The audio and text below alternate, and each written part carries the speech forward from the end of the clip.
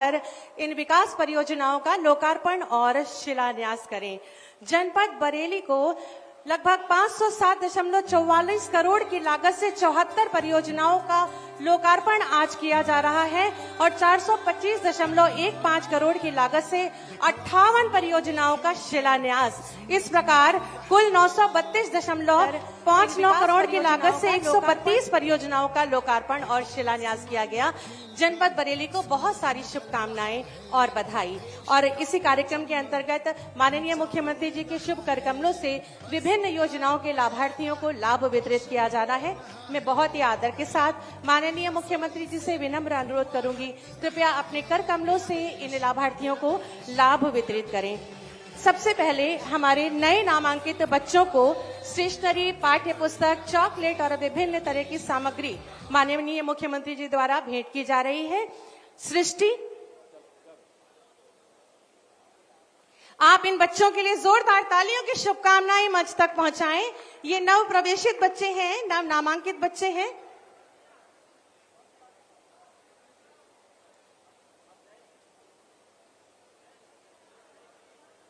बच्चों से विशेष अनुराग रखने वाले माननीय मुख्यमंत्री जी, बच्चों का स्नेह और दुलार माननीय मुख्यमंत्री जी तक। तो शांति, आप सभी की दमदार और लगातार तालियां अपेक्षित हैं। घर घर में चिराग जलेगा, हर बच्चा स्कूल जाएगा। अक्षनूर, इन नन्हे मुन्ने बच्चों के लिए आपकी जोरदार तालियों का बहुत महत्व है। इनको शुभकामनाओं स्वरूप तालियां मंच तक पहुंचाएं।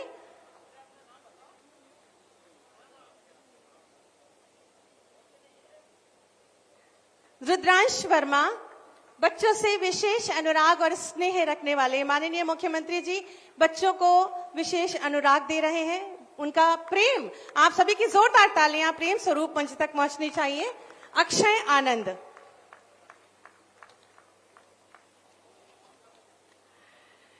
संचारी रोग नियंत्रण अभियान के अंतर्गत उत्कृष्ट कर्मियों का सम्मान इस मंच के माध्यम से किया जाना है, जिसमें सबसे पहले आशा कार्यकर्त्री हैं श्रीमती आरती सरकार जी। संचारी अभियान एवं आभा आईडी बनाने में आपने उत्कृष्ट कार्य किया है, आपका इस मंच के माध्यम से सम्मान किया जा रहा है। जितने लोग हैं दुमदार तालियां मंच तक पहुंचाएं। श्री मोहित कुमार जी, संचारी अभियान के साथ साथ NCD, scanning, telemedicine, HMIC, UDSP reporting में उत्कृष्ट कार्य। और श्रीमती दीपिका रतूड़ी, मलेरिया और डेंगू प्रभावित ग्रामों में कैंप लगाकर बुखार से पीड़ितों की जांच कराकर आपने उपचार किया है। सीएम युवा उद्यमी योजना की ओर से सबसे पहले श्रीमती शिल्पी शंखवार जी, फुटवियर के उद्योग के लिए आपको 5 लाख का ऋण जनपद बरेली से है, जोरदार तालियां। Shrimati Shivani, computer training centre संचालित करने हेतु 5 लाख का ऋण बरेली से। कुमारी इशिका सक्सेना, कॉस्ट्यूम ज्वेलरी के व्यवसाय के लिए 5 लाख का आपको ऋण, आप जनपद बदायूं से हैं।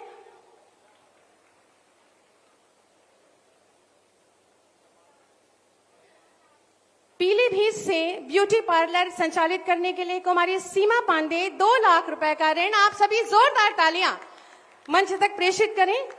और शाहजहांपुर से पेंट मिक्सिंग प्लांट के लिए श्री अरविंद शंखवार जी।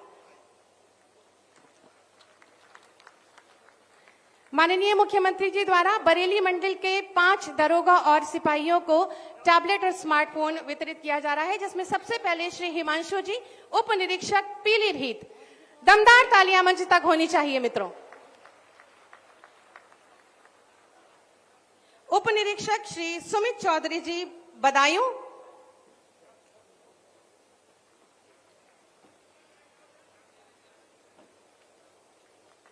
श्री प्रिंस तोगड़ जी, आरक्षी कांस्टेबल बरेली। आरती सिंह जी, महिला आरक्षी कांस्टेबल बरेली। नारी शक्ति के लिए दमदार तालियां आपकी। और रानी, महिला आरक्षी कांस्टेबल शाहजहांपुर।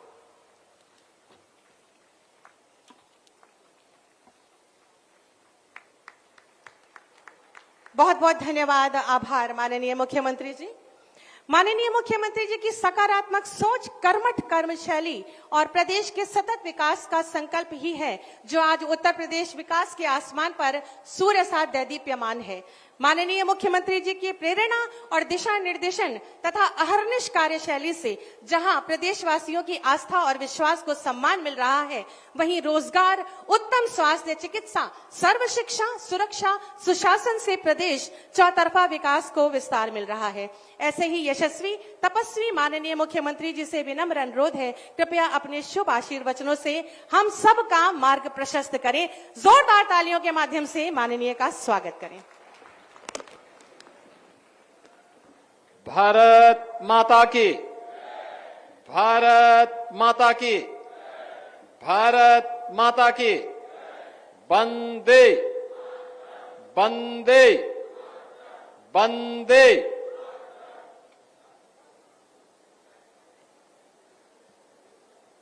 जनपद बरेली की लगभग 1000 करोड़ रुपए की परियोजनाओं के लोकार्पण, शिलान्यास के साथ ही प्रदेश की 2 महत्वपूर्ण योजनाओं को शुभारंभ करने के लिए आज मुझे बरेली के इस महत्वपूर्ण स्थल पर आने का अवसर प्राप्त हुआ है। इस अवसर पर मंच पर उपस्थित उत्तर प्रदेश सरकार के मंत्रिमंडल के मेरे वरिष्ठ सहयोगी पशुधन मंत्री श्री धर्मपाल सिंह जी, उत्तर प्रदेश सरकार में वन एवं पर्यावरण विभाग के मंत्री डॉक्टर अरुण कुमार सक्सेना जी, प्रभारी मंत्री श्री जेपीएस राठौर जी, बेसिक शिक्षा विभाग के मंत्री श्री संदीप सिंह जी, भारतीय जनता पार्टी के क्षेत्रीय अध्यक्ष श्री दुर्विजय सिंह साक्य जी, महापौर श्री उमेश गौतम जी, माननीय सांसद श्री छत्रपाल सिंह गंगवार जी, विधान परिषद सदस्य कुंवर महाराज सिंह जी, बहोरन लाल मौर्य जी, माननीय विधायकगण श्री संजीव अग्रवाल जी, डॉक्टर डीसी वर्मा जी, professor Shyam Bihari Lal ji, doctor Raghavendra Sharma ji, doctor MP आर्य जी, भारतीय जनता पार्टी के जिला के अध्यक्ष श्री आदेश प्रताप सिंह जी, सोमपाल शर्मा जी, अधीर सक्सेना जी और भारी संख्या में आज के इस कार्यक्रम में उपस्थित बरेली के मेरे सभी उपस्थित बहनों और भाइयों, वासंतीय नवरात्रि की आज तृतीया तिथि है। इस अवसर पर जगत जननी मां भगवती के चरणों में नमन करते हुए मैं आप सभी का हृदय से स्वागत करता हूं, अभिनंदन करता हूं। इन सभी लगभग 1000 करोड़ रुपए की परियोजनाओं का लोकार्पण और शिलान्यास करते हुए आप सभी को मैं बधाई भी देता हूं। बहनों और भाइयों, विकास की प्रधानमंत्री मोदी जी के विजन को आगे बढ़ाते हुए माननीय जनप्रतिनिधियों के द्वारा प्रयास करके जिन योजनाओं को बरेली के अंदर लाया जाता है, उन योजनाओं के लोकार्पण और शिलान्यास में आपकी खुशी के साथ सहभागी बनने का तो सौभाग्य मुझे प्राप्त हुआ ही, लेकिन स्वास्थ्य और शिक्षा से जुड़े हुए 2 महत्वपूर्ण कार्यक्रमों का शुभारंभ करने का अवसर भी आज मुझे आपके बीच में प्राप्त हुआ है। आप सब जान सकते हैं, किसी भी सुसभ्य समाज के लिए, किसी भी विकसित समाज के लिए ये दोनों बुनियादी आवश्यकताएं अत्यंत महत्वपूर्ण है। अगर समाज सुशिक्षित है तो अपने विकास की अनंत संभावनाओं को स्वयं आगे बढ़ा लेगा। अगर समाज स्वस्थ है तो अपने आप को सशक्त बनाने की आधारशिला वह स्वयं खड़ा कर लेगा। और यह बरेली के अंदर आज मुझे इन दोनों कार्यक्रमों का शुभारंभ करने का अवसर प्राप्त हो रहा है। शिक्षा के लिए एक नया सत्र प्रारंभ होने वाला है। आज से सभी स्कूल कॉलेजेज हमारे खुल रहे हैं और स्कूल का यह नया सत्र प्रारंभ होने पर इन नौनिहाल बच्चों का मैं स्वागत करने के लिए और वे स्कूल जा सकें, आप सभी बरेली वासियों को और बरेली के माध्यम से पूरे उत्तर प्रदेश वासियों का मैं आह्वान करूंगा कि इन बच्चों को अपनी आने वाली पीढ़ी के रूप में प्रस्तुत करते हुए, आने वाले भविष्य के रूप में प्रस्तुत करते हुए कोई बच्चा छूटने न पाए। और हम सबको स्कूल चलो अभियान के साथ जुड़ना होगा। इस विश्वास के साथ आज मुझे बरेली आने का अवसर प्राप्त हुआ है और ये जिम्मेदारी आप सबको मैं देने के लिए आया हूं।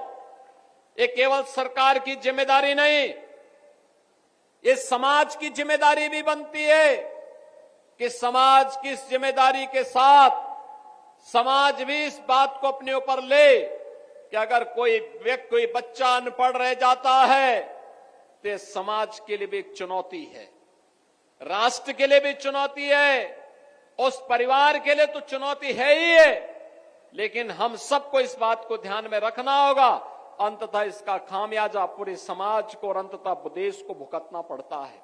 और इसीलिए 2017 में आने पर हम लोगों ने अनिवार्य रूप से प्रारंभ किया। स्कूल का सत्र प्रारंभ होते ही हर जनप्रतिनिधि, हर शिक्षक स्कूल चलो अभियान के साथ जुड़ेगा, हर बच्चे को स्कूल पहुंचाएगा। और मुझे बताते हुए प्रसन्नता है कि 2017 में जब बेसिक शिक्षा परिषद की स्थिति को हम लोगों ने देखा था, उस समय बेसिक शिक्षा परिषद की स्थिति अत्यंत खराब थी। तमाम स्कूल बंदी के कगार की ओर जा रहे थे, न टॉयलेट थे बालक बालिकाओं के लिए, न पेयजल की व्यवस्था थी, न फर्नीचर थी, न वहां के फर्श बने हुए थे। स्मार्ट क्लास और डिजिटल लाइब्रेरी की बात तो ये दूर की कौड़ी थी। और बहनों और भाइयों, आज मुझे बताते हुए प्रसन्नता है, उत्तर प्रदेश में 2017 में 1,34,00,000 बच्चों ने केवल नामांकन कराया था। इसमें 60% बच्चे ऐसे थे जो कभी स्कूल नहीं जाते थे। और आज मुझे बताते हुए प्रसन्नता है, स्कूल की कायाकल्प होने के बाद उत्तर प्रदेश के अंदर आज के दिन पर गत वर्ष हम लोगों ने 1,91,00,000 बच्चों को डीबीटी के माध्यम से 1,200 रुपये हर बच्चे के अभिभावक के अकाउंट में हम लोगों ने भेजने का काम किया। स्कूलों में 96% विद्यालय ऐसे हैं जिनमें ऑपरेशन कायाकल्प के माध्यम से वहां पर बालक बालिकाओं के लिए अलग अलग टॉयलेट की व्यवस्था, पेयजल की व्यवस्था, स्कूल की फ्लोरिंग की व्यवस्था, स्मार्ट क्लास की व्यवस्था, डिजिटल लाइब्रेरी की व्यवस्था, फर्नीचर की व्यवस्था की। 1,91,00,000 बच्चों के लिए वर्ष में 2 uniform, bag, book, shoes, socks, sweater, ये अनिवार्य रूप से सरकार के स्तर पर दिया जाने लग गया है। और आज बच्चों के मन में आता है कि हां, मैं भी इस समाज का नागरिक हूं। और मैं आपका आह्वान करूंगा, इस अभियान के साथ जुड़ करके हम राष्ट्रीय मिशन को आगे बढ़ा करके अपने प्रदेश की साक्षरता को भी बढ़ाएंगे, हर बच्चे को साक्षर बना करके सुयोग्य बनाएंगे और प्रदेश और देश के निर्माण में विकास में उसकी ऊर्जा और उसकी प्रतिभा का लाभ लेंगे। आज स्कूल चलो अभियान का यही शुभारंभ अभी इन बच्चों को स्कूली बुक्स और अन्य यूनिफॉर्म आदि उपलब्ध करवा करके हम लोगों ने प्रारंभ किया है। और यहां पर उपस्थित सभी जनप्रतिनिधियों से, जनता जनार्दन से, सभी गुरुजनों से, सभी धर्माचार्यों से मैं अपील करूंगा, हर बच्चे को और खास तौर पर बेटी को जरूर स्कूल भेजना, जरूर स्कूल भेजना। याद रखना, आपके द्वारा किया गया कार्य देश के निर्माण में आपकी भूमिका को आगे बढ़ाने में योगदान देगा और कोई भी बच्चा स्कूल जाने से वंचित न रहने पाए, यह जिम्मेदारी आपके ऊपर में, बरेली के ऊपर भी और हर जनपद वासियों के अंदर, उत्तर प्रदेश वासियों के ऊपर सौंप रहा हूं कि वह इस जिम्मेदारी का निर्वहन करने के लिए आगे बढ़े।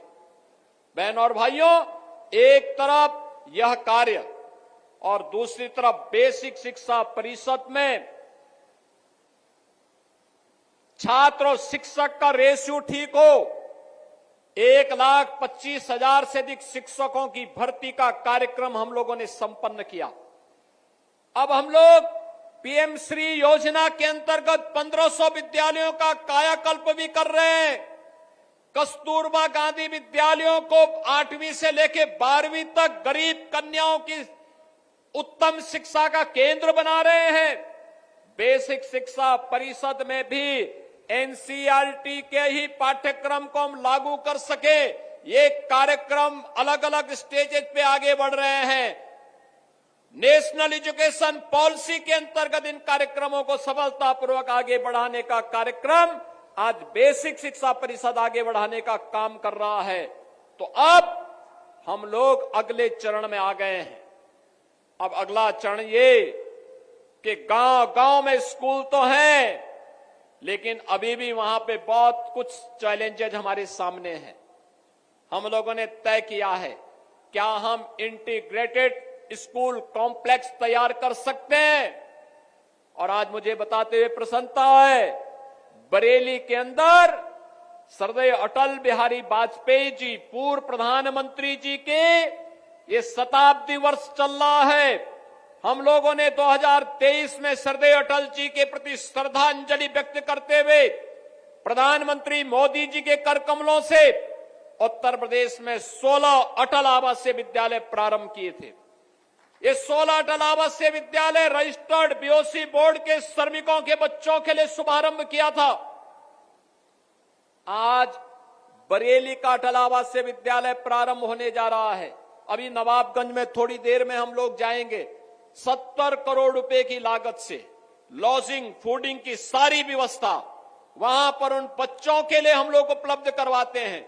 अच्छी उत्तम शिक्षा की व्यवस्था उन बच्चों के लिए है। शिक्षकों का भी प्रशिक्षण होता है, प्रिंसिपल्स का भी प्रशिक्षण होता है और फिर बच्चों को उत्तम शिक्षा देने का कार्यक्रम करा करके एक मॉडल विद्यालय के रूप में उन्हें स्थापित किया गया है।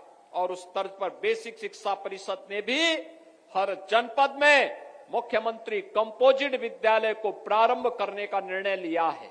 और पहले चरण में 57 जनपदों में जहां पर अटल आवासीय विद्यालय नहीं खोले गए हैं, वहां पर ये सीएम कंपोजिट विद्यालय प्रारंभ होने जा रहे हैं। ये मॉडल होगा पहले चरण जनपद स्तर पर। दूसरे चरण में हम लोग इसको लेकर के आएंगे तहसील स्तर पर, यानी विधानसभा स्तर पर। तीसरे चरण में हम लोग आके इसको लेकर आएंगे विकासखंड स्तर पर। और चौथे चरण में न्याय पंचायत स्तर पर लेकर के आएंगे, जहां पे प्री प्राइमरी से लेकर के सीनियर सेकेंडरी तक, यानी नर्सरी से लेकर के 12वीं तक की शिक्षा बच्चों को एक ही कैंपस में मिल सके। खेल कूद की व्यवस्था हो, स्किल डेवलपमेंट की व्यवस्था हो, पूरे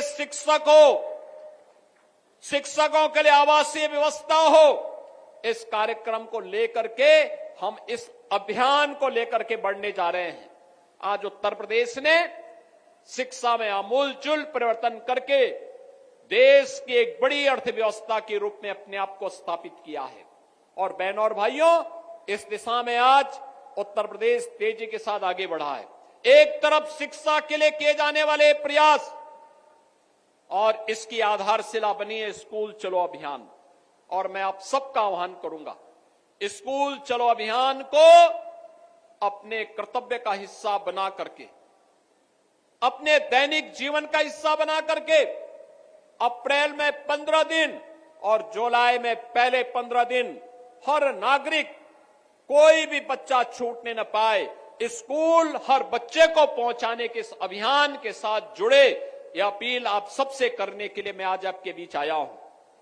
बहनों और भाइयों, स्कूली शिक्षा मजबूत होगी तो उच्च शिक्षा, टेक्निकल शिक्षा, मेडिकल शिक्षा ये भी अपने आप मजबूत हो जाएगी। आज के मॉडर्न एज कोर्सेज में उत्तर प्रदेश के छात्र अग्रणी भूमिका के साथ होंगे और उत्तर प्रदेश इस मामले में देश का सबसे युवा राज्य है। सबसे अधिक युवाओं की संख्या हमारे पास है, सबसे प्रतिभाशाली युवा हमारे पास है। आज इस युवा शक्ति को जो उत्तर प्रदेश में रोजगार मिल रहा है, नौकरी मिल रही है, तो उत्तर प्रदेश के विकास में वो योगदान भी दे रहा है।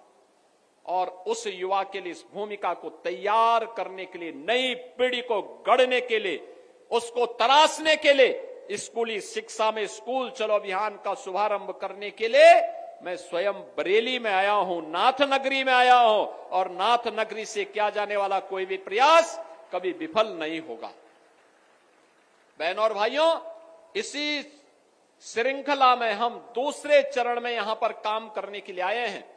स्वास्थ्य के मामले में, स्वास्थ्य ये किसी भी सभ्य समाज के लिए उतना ही महत्वपूर्ण है जितनी शिक्षा है। शिक्षा और समाज की आधारशिला है, तो किसी भी सभ्य समाज को सशक्त बनाने के लिए उत्तम स्वास्थ्य अत्यंत महत्वपूर्ण है। और उत्तम स्वास्थ्य के लिए उन्हें उस प्रकार के केंद्र मिले, बीमारियों की, महामारियों के बचाव के लिए जागरूकता से अभियान आगे बढ़ेगा। और आज उत्तर प्रदेश सरकार संचारी रोग नियंत्रण के एक बड़े कार्यक्रम को आगे बढ़ा रहा है। संचारी रोग, इंसेफ्लाइटिस, डेंगू, मलेरिया, चिकनगुनिया,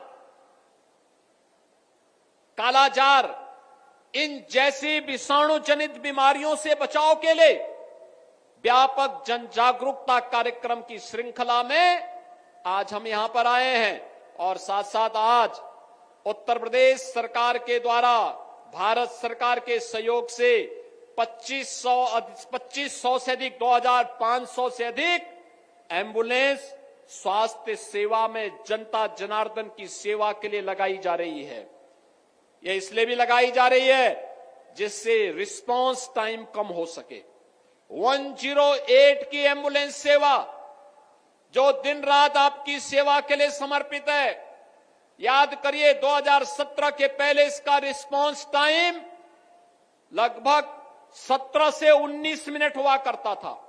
आज यही कम होकर के 7 मिनट के आसपास आया है। इसको और भी कम करने के लिए ये 2500 से अधिक एम्बुलेंस आज यहां पर एक साथ पूरे प्रदेश भर के लिए शुभारंभ किए जा रहे हैं। इससे प्रदेश की जनता लाभान्वित होगी। मैं उन सभी लाभान्वित होने वाले प्रदेशवासियों को इसकी बधाई देता हूं। बहनों और भाइयों, ये संचारी रोग के लिए उत्तर प्रदेश का अलग अलग क्षेत्र अलग अलग संचारी रोग के लिए अत्यंत संवेदनशील है। अगर आप पूर्वी उत्तर प्रदेश में जाएंगे तो गोरखपुर, बस्ती मंडल के कुशीनगर, देवरिया, महाराजगंज, सिद्धार्थनगर, बस्ती, ये सभी जनपद इंसेफ्लाइटिस के लिए अत्यंत संवेदनशील है। बरेली मंडल के जनपद, बरेली है, बदायूं है, पीलीभीत है, ये सभी आसपास के जनपद है। ये जनपद मलेरिया की दृष्टि से संवेदनशील है। आगरा मंडल के जनपद ये डेंगू के लिए संवेदनशील है। वाराणसी और उसके आसपास के जनपद कालाजार के लिए, झांसी और उसके आसपास के जनपद चिकनगुनिया के लिए संवेदनशील माने जाते हैं।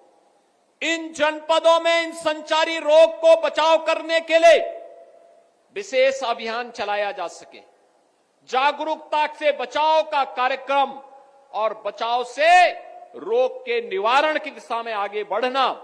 और मुझे बताते हुए प्रसन्नता है, पिछले 8 वर्ष के अंदर जो प्रयास प्रदेश के अंदर डबल इंजन सरकार ने किए हैं, इंसेफ्लाइटिस पूरी तरह नियंत्रित हुई है। नहीं तो जुलाई से लेकर नवंबर के बीच हजारों बच्चों की मौत गोरखपुर और आसपास के जनपदों में होती थी।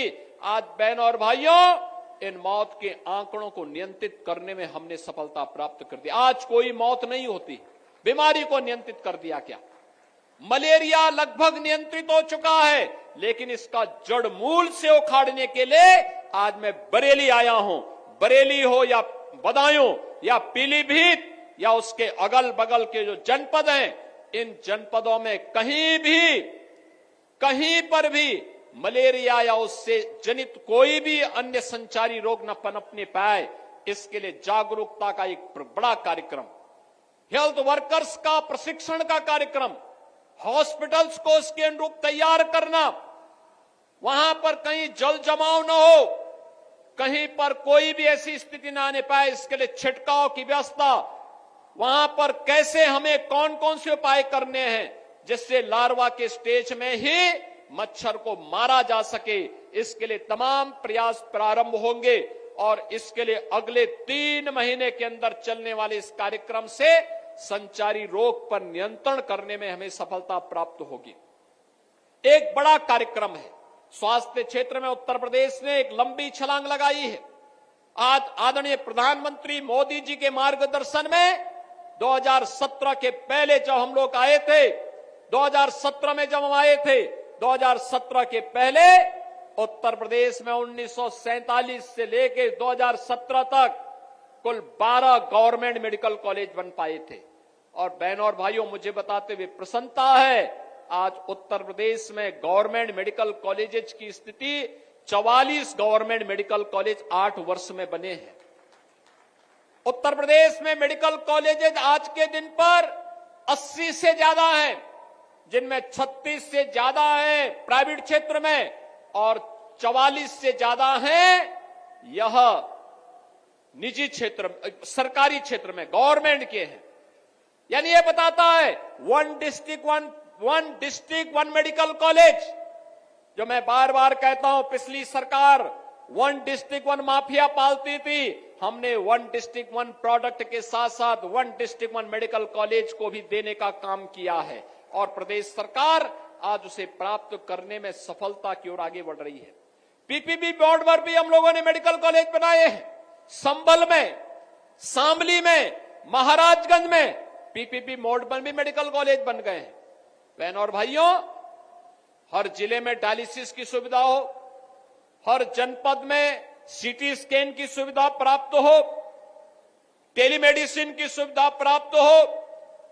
प्रदेश देश के अंदर सर्वाधिक आयुष्मान का कार्ड जारी करने वाला राज्य उत्तर प्रदेश है, जहां 10 करोड़ लोग आयुष्मान भारत में हर वर्ष 5 लाख रुपए की स्वास्थ्य बीमा का कवर प्राप्त कर सकता है। और इस दृष्टि से आप सबसे भी मैं अपील करूंगा, मलेरिया या डेंगू, इसका कारण, मलेरिया का कारण तो गंदगी और जल जमाव है। गंदगी में जब जल जमाव होगा, मच्छर पैदा होगा, वह मच्छर मलेरिया को पैदा करेगा, मलेरिया को फैलाएगा, मलेरिया का संक्रमण फैलेगा, तो उसके बाद तमाम प्रकार की समस्याएं खड़ी होंगी।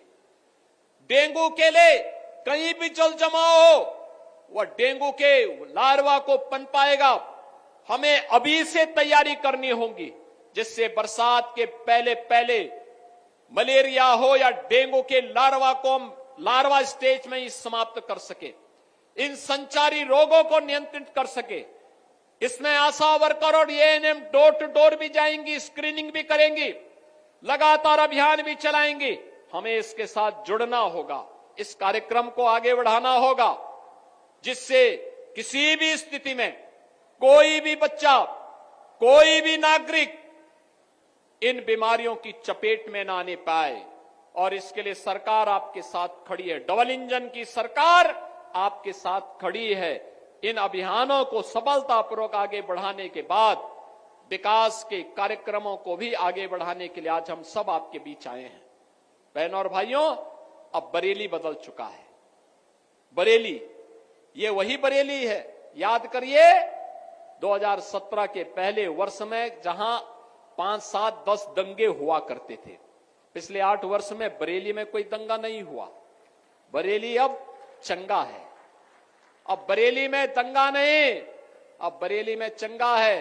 दंगा ये सब चूहे की तरह बिलबिलाते हैं, लेकिन बाहर निकलने का दुस्साहस नहीं कर पाते हैं। उन्हें मालूम है दंगा करेंगे तो दुष्परिणाम क्या होगा। बाप दादों ने जो कमाई की होगी वह भी एक झटके में सरकार जब्त करके गरीबों में बंटवाने का काम कर देगी। और इसीलिए आज मैं आपके पास आया हूं आपसे कहने के लिए, आज बरेली विकास के पथ पर अग्रसर हुआ है। इंफ्रास्ट्रक्चर का नया मॉडल दे रहा है। अपनी नाथ नगरी की पहचान को पिछली सरकारों ने बरेली को झुमका के साथ जोड़ा था। हम लोगों ने बरेली को नाथ नगरी के रूप में नाथ कॉरिडोर देकर के आपको आपकी पौराणिक पहचान दिलाने का काम किया है।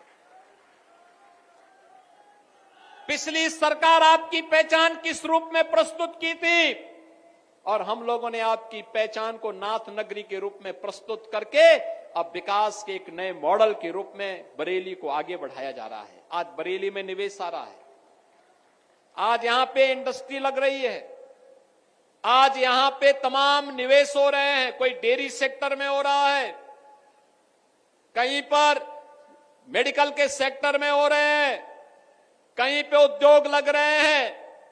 अलग अलग सेक्टर के अलग अलग उद्योग लग करके और विकास की ऊंचाइयों को छूता हुआ बरेली हर घर नल की योजना के साथ भी जुड़ रहा है, रिंग रोड के साथ भी जुड़ रहा है, नए नए फ्लाईओवर के साथ भी जुड़ रहा है।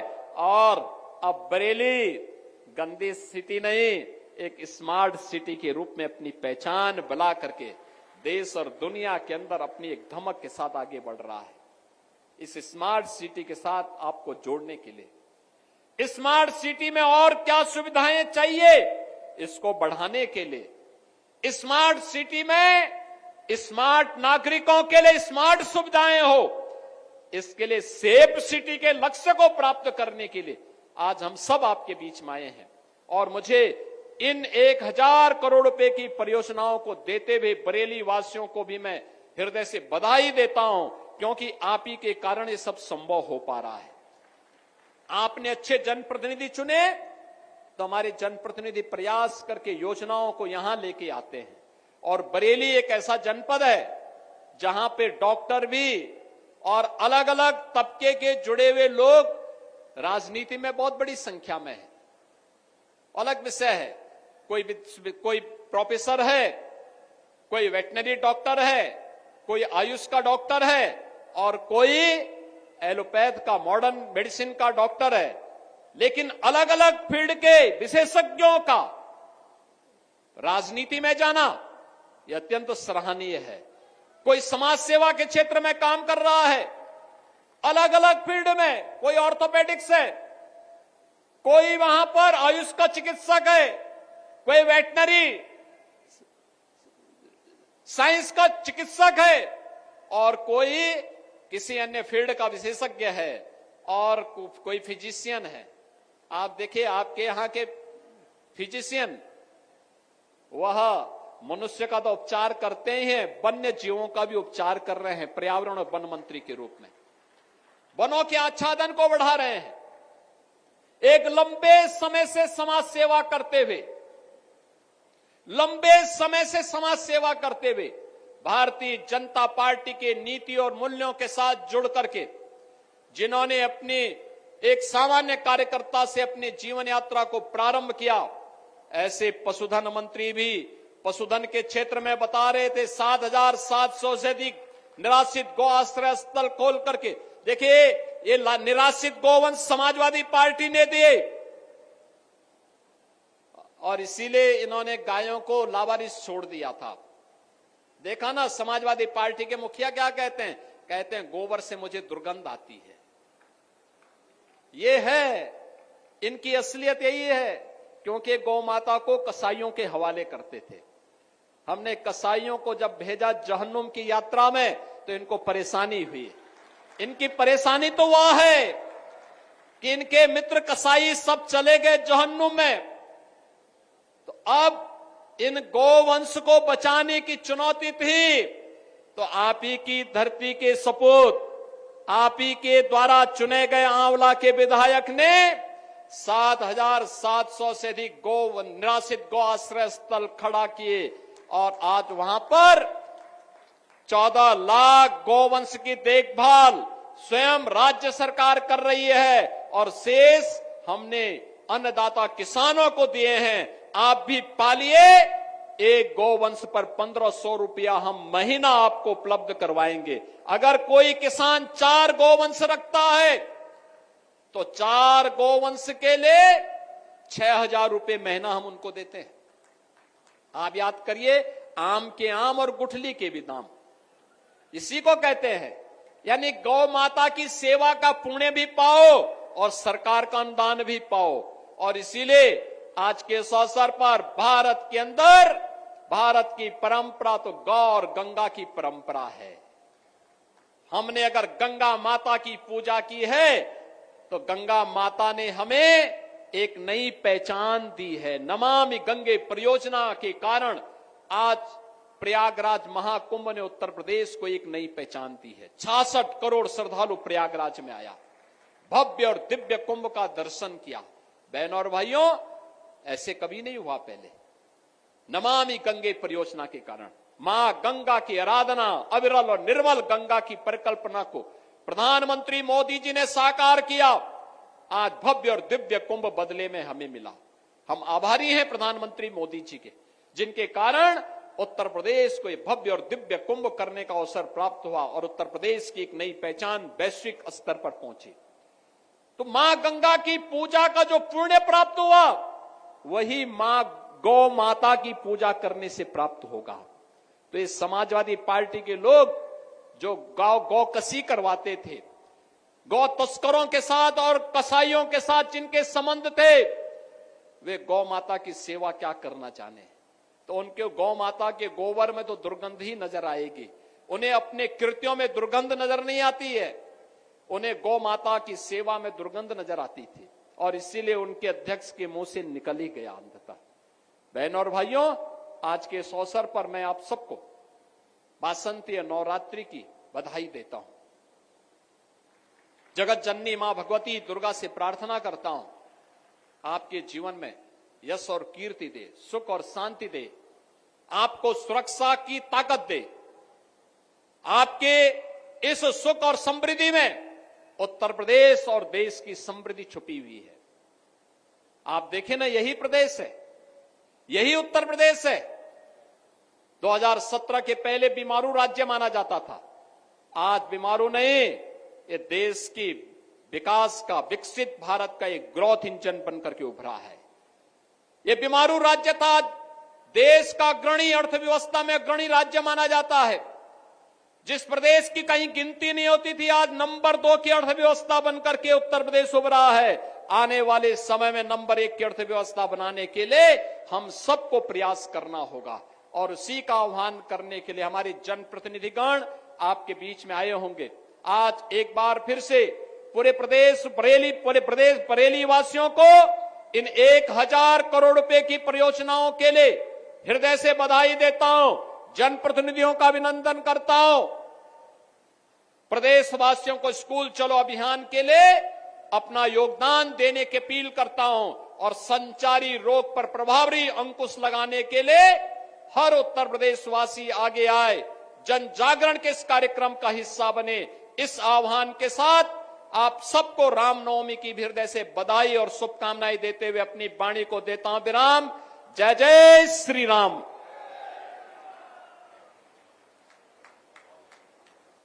बहुत बहुत धन्यवाद, आभार माननीय मुख्यमंत्री जी। एक बार जोरदार तालियां माननीय मुख्यमंत्री जी के लिए बजाएं। जनपद बरेली जो कि नाथ नगरी के रूप में भी विश्वविख्यात है, यहाँ के पर्यटन को बढ़ावा देने के दृष्टिगत एक कॉफी टेबल बुक माननीय मुख्यमंत्री जी को भेंट करने के लिए मैं अनुरोध करूंगी मंडलायुक्त महोदया और आदरणीय जिलाधिकारी महोदय जी से कि कॉफी टेबल बुक जो कि नाथ नगरी के पर्यटन को बढ़ावा देने के दृष्टिगत है। आप सभी जोरदार तालियां मंच तक पहुंचाएं मित्रों।